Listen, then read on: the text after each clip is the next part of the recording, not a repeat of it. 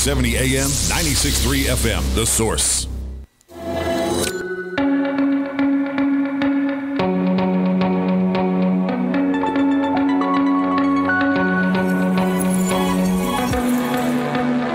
All right, 20 minutes after 8 o'clock. Thank you for tuning in. One of the things that we've seen probably since the Parkland shooting was that young people are starting to realize that this is a country made up of us, we the people, and that we don't want to depend on somebody else to dictate to us how our lives are lived. We want to do it ourselves. And so it's very encouraging to see a 17-year-old whether you agree with the positions of the young man from Parkland or not, and there's a lot he still needs to learn, that's to be honest with you.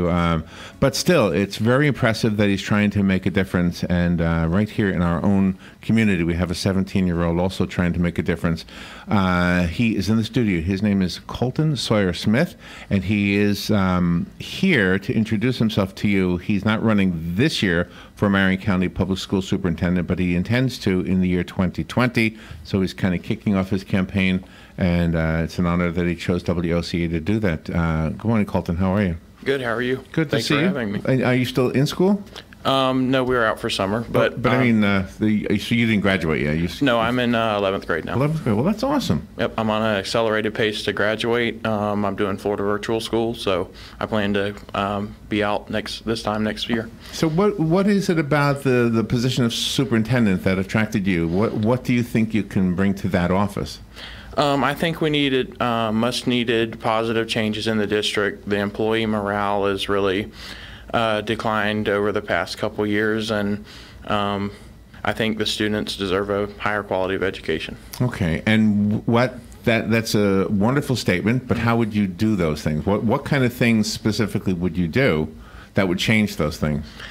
Well, currently the district administrators, the principals and assistant principals are popped around at different schools every year, and it's just not the way you should run things, because teachers and students deserve consistency, and people trust their administrators. If they don't have consistency, then they don't trust anybody, and sometimes a person will move around 3 schools in 1 month, and it's just not what they deserve. One of the things that we were talking about this morning, and this is maybe a technical thing, is that I thought there was an amendment to make the school superintendent an appointed position by the school board. Yes. Instead of elected. What do you know about that? The school board and the county commissioners did approve it to be on the ballot for November, and you, the voters, will be voting on that this November to appoint the superintendent instead of an elected position. Okay, so if that gets passed, then yes, then you will have to change your plan. Yes, and the school board would be able to have educational requirements and would have to fund the salary, and that's another technicality that they would have to overcome. So that, and so would you, if you wanted that position? Yes, I would. So what would you do? You would court them then, and see if they would still consider you as? I would definitely have to go and go to college and earn a degree first, and then work in the district, and then I would probably could apply in maybe 20 years. So, oh wow, 20 years. So is your intent to go to college anyway, even if you yes, are as a superintendent? Yes. Okay, and what kind of career would you be striving for? I would be major in education. I'd probably want to be a business teacher. At high school right now, my favorite class is business education, and I'm the marketing manager for our yearbook, so I call people and get advertisements and things like that. Mm-hmm. Well, one of the observations that we all make is mm-hmm, that when somebody is running for a public office, mm-hmm, it seems like the person with the most money is often the one with the most mm-hmm, votes. Not necessarily on local elections, maybe, but definitely on the statewide and national elections. Is that an issue for you? Do we need? You have 2 years to get some money raised. Well, I'm working 3 jobs right now to help fund my campaign, and normally the people with money do get more votes, but not always. And I just think that I'm not a politician, and I never will be, and I'm running for the right reasons. And is there anything specific about what Dr. Mayer is doing that you disagree with? I think the employees need to be treated better, and I think there should be more accountability for employees, making sure they are doing their jobs and everything like that. Can you give me a specific example where they're not? Well, I don't think it's not as much as they're not doing their job. I think it's that some employees will have an assignment like supports facilitator, and they're supposed to come in and help the ESE students, but the schools are so understaffed that they're being pulled for testing and things like that. So the students that really need the help aren't getting the help. Okay. And so you would change that by doing what? We need more staff in our schools. Just hiring more people? Yes. Now, what about the article that was in the news today, in this afternoon, or this 5:30 today at the school board, they're going to vote on how to pay for, they've already made the decision to put the resource officers in the schools. Do you agree with that decision? Yes, I do. Okay. The average cost, I was at the work session yesterday, and it was about $120,000 per officer. Now you may ask that, how does an officer that makes maybe $40,000 cost $120,000? You have to account for their gear, their radios, their benefits, their things like that. But ultimately, it's the safety of the students that we're looking at this for. So, yes, it's not about money. So in this one, you agree with Dr. Mayer, it sounds like. Yes. And all the school boards, right? Have you considered just running for the school board and then superintendent later on? That election is this year. Kelly King would be the district I could run for, and I believe she's doing a great job. And I couldn't run for that anyways because they just finished qualifying, and you have to be 18 during qualifying, and that's the loophole that I'm using. So in 2 years, well, so if they change, well, let me stick with the superintendent position, which is what you want to run for. One of the talking points on the list that you gave us to talk about was social promotion. What do you mean by that? Social promotion is where a student is promoted to the next grade whether they're ready or not. So if you're in first grade and you're on a kindergarten level, you'll still get promoted sometimes to second grade. Is that what you want, or you don't want? Oh, you don't want that? No. Oh, I agree with that. That's a lot of the problems we're dealing with now with the grades declining and the graduation rates, because when you get to high school, you have to pass all these tests to graduate, and if you can't pass them, you have to revert to GEDs and certificates of completion. Have you ever run for student body president, that kind of thing? No, you're not interested in that? Probably not. No. I've been to the government meetings at school before, but that's about the extent. Is anybody in your family in politics? Anybody an elected official? No, sir. So you're the first one? Yes. Wow. So what does your family think of that? They're supportive. Some think it's crazy, but I like crazy. Well, it sounds like you've thought the things through.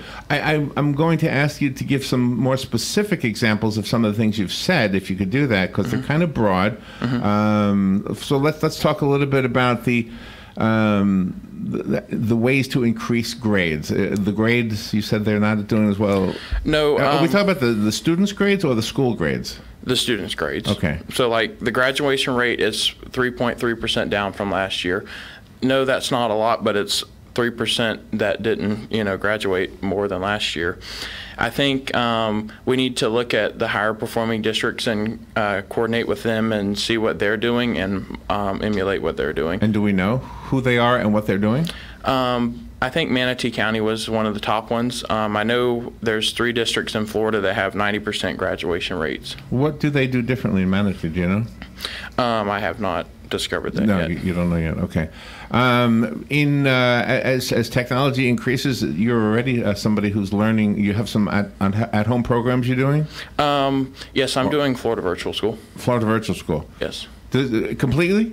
No, I'm not. I'm still attending 6 periods a day at school, but I'm doing English 4 and math for college readiness online. Oh, okay. So you're doing some of your college courses already? No, not college courses. Just to do my 12th grade year online a little bit so I can graduate this year. Colton Sawyer Smith is our guest, and he is intending to run for the superintendent of public schools for Marion County in the year 2020. He's only 17 right now. So when do you turn 18? In September. In September. So then you'll be eligible for pretty much anything you want to run for. So when will we start to see the real big push? Assuming that the voters say we still want to vote for. If it is still an elected position in November, probably late 2019, early 2020 is when we'll start seeing more candidates join the table and really coming out to the events and talking and things like that. But I've already been out at the events, some of them, and talking to voters and things like that. So to give us the elevator pitch, if I'll give you however much time you need, just to tell us the microphone is on, and I'll shut up, and you just give us the pitch. Okay. I want to bring much-needed positive changes to the school district. We need my platform centered around 3 key points: common sense, visibility, and accountability. That we need common sense in our district because if you live in Reddick, you shouldn't be attending an Ocala school, and the bus should not be picking you up. We should be spending our tax dollars wisely. We don't live in Congress. We can't print money in the basement, and we should be conservative with our money.